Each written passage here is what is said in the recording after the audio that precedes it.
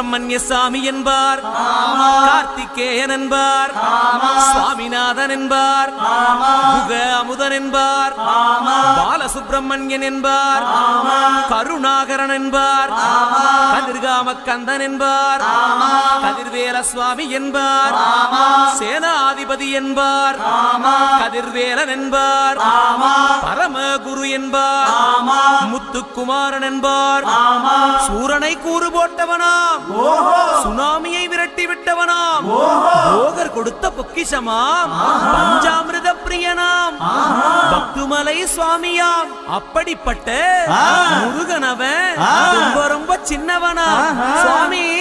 சின்ன சின்ன முருகைய